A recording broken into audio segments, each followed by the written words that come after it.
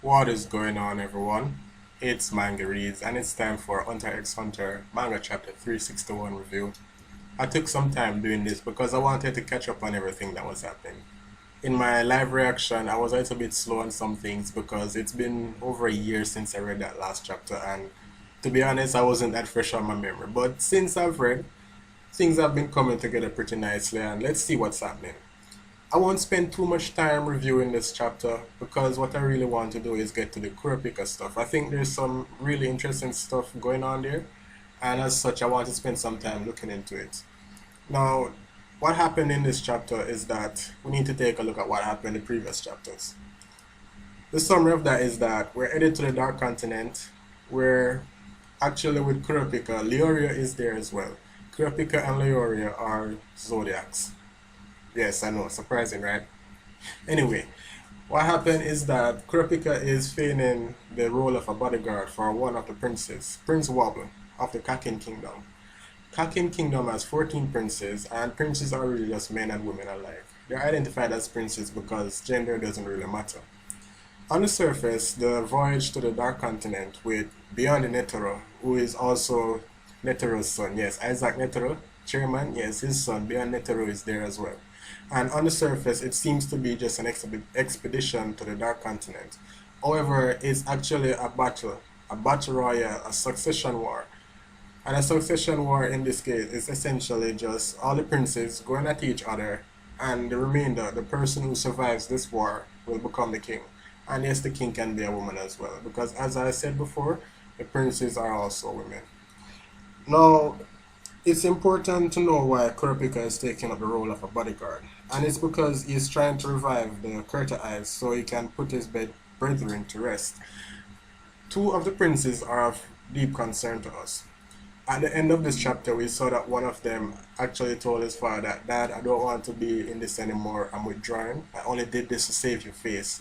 And he's essentially saying that he doesn't want to be king of a country that was born in a bloodbath.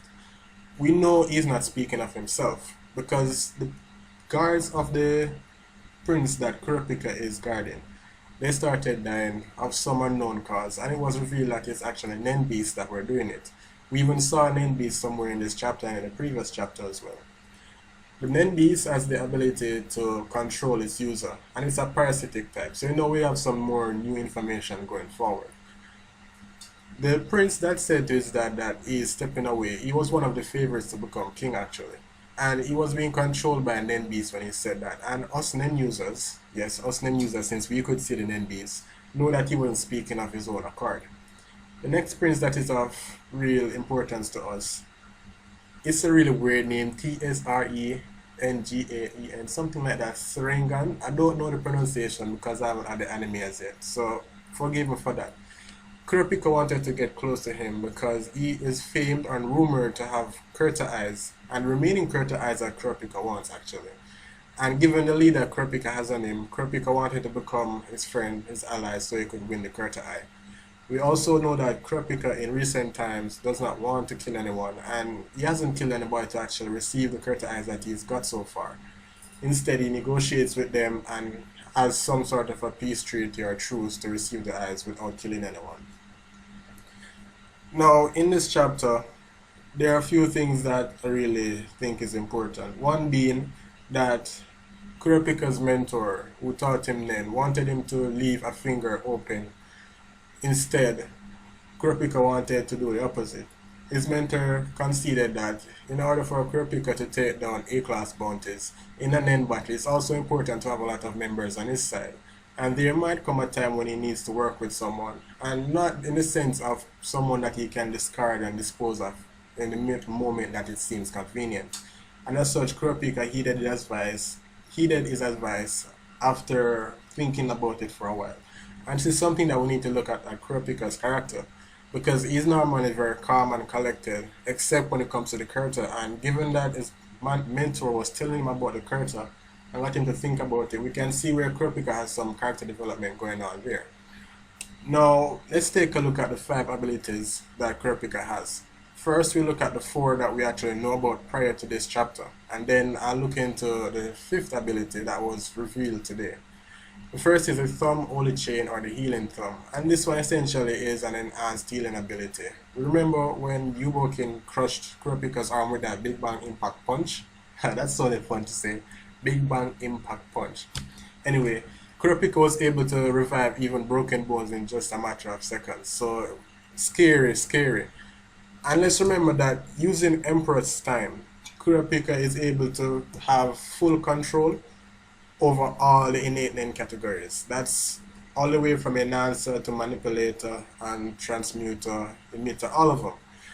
And it doesn't need to be in that state to be able to use these chains. So remember that it's important going forward, because there's a part in the chapter where he even says that you can't continue using Emperor Time for so long.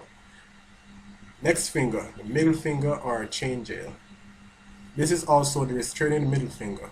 This chain has a fishhook at the end, and it's the one that can only be used on the Phantom Troop.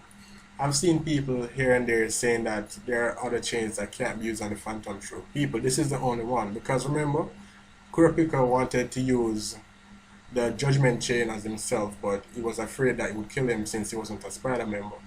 So let's look at the middle finger chain jail.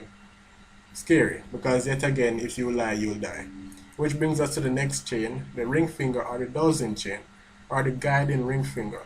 This chain has a small ball at the end. Besides being able to use it for attack and defense against any opponent, Kurapika can also use it to locate missing persons, as he did to find the daughter. I don't remember her name, I'll tell you her name soon. Use it to find someone in a city already, and you can use it to tell if someone's lying, as he did in the previous Hunter x Hunter exam. There's actually a Hunter exam just recently, and there were some frauds in it that Kurapika needed to weed out, and as such he used the dowsing chain to tell who was lying. He also used it to find Beyond Netero, that's Netero's son, accomplice in the Zodiac. So you see, this is not really just an attack and defense chain, because he can use it to do such, but I think it's more of an asset to get in interrogation, to use in interrogation and stuff like that. Let's look at the other finger, the little finger, or the Judgment Chain. That's the Arbiter little finger by name. And this chain has a small blade at the end, and if someone has their heart wrapped around by it, then they will obey the rule that Kurapika sets up, otherwise their heart will be pierced by the blade. So the little finger, or the Judgment Chain, is the one that Kurapika can use on anyone.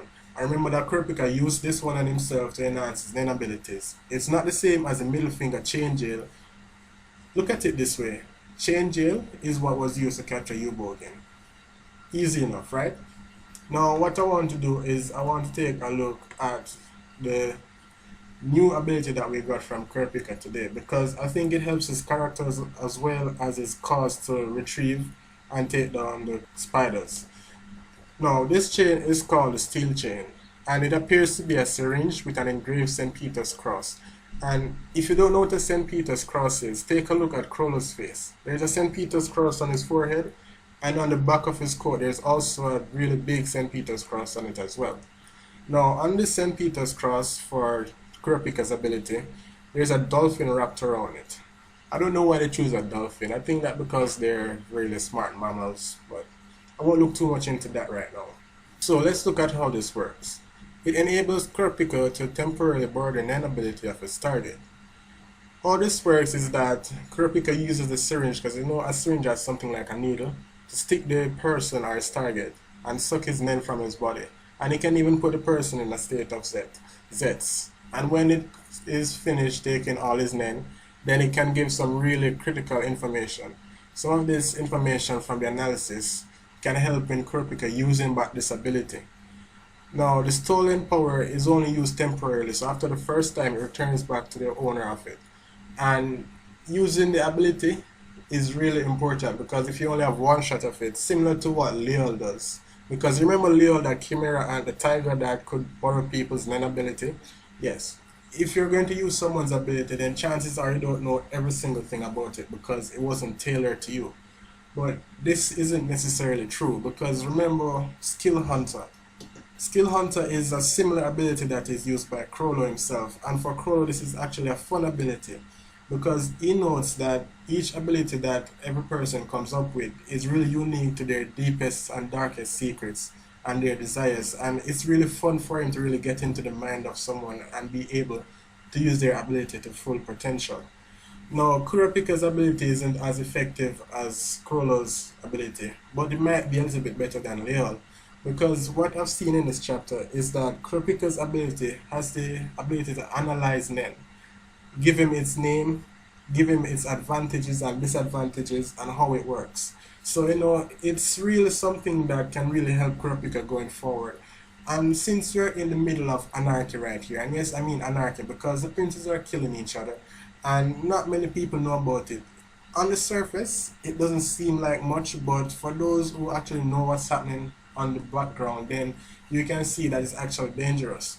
We even see where two of the princes, and they're princesses actually because they're women, two of those princes are trying to collude so they can take down the other princes. And it's only been 2 hours since they've been on the boat. And it's supposed to be a 2-month journey to the Dark Continent, and I don't see them reaching there at this state with any princes at all. But we do know that we'll have to get to the Dark Continent. So yes, there'll be princes there, and yes, there will be a really big war. Now, I'm not certain where the manga is headed right now, because we know that we have to protect a prince, and that is with Kurapika. And Kurapika also has bodyguards that has infiltrated other princes' security teams. But the prince that we want to get close to, Serengan, I'll call him Serengan for now, but I'll actually post a picture of him so you can see his name and stuff like that. So it's on screen right now. Kurapika needs to get close to him, and Kurapika's actual request is that he gets to touch him so he can analyze him. Now, if you can touch someone and analyze their ability and analyze them as a person, then that's pretty darn scary. So it's been a really good chapter. I'm sorry for not really reviewing too much of the chapter as much as I focused on Kurapika, because ever since we got off break, and I'm not talking just this recent chapter, I'm talking since the last thing we saw with Ying and so on, I haven't seen Killua, I haven't seen Aluka. And what I've seen of Gon is that he can't use his name because of the restriction he placed on his heart to take down Hito. So I'm thinking, and I'm actually pretty convinced that this arc going forward into the Dark Continent is more centered around Kurapika and Leorio. And later on we'll see Pariston and Ging come into play and the other Zodiacs. So without further ado, I'd like to thank you guys for watching my review. I'll have more information out for you in the coming weeks because there is a lot to cover as we go more and more deeper into this wonderful journey that is Hunter x Hunter. It's actually one of my favorite anime, and I'm really glad that I can share this video with you. Thank you guys, and please like the video if you did, comment if there's anything on your mind, and subscribe for more. There's more good stuff coming your way.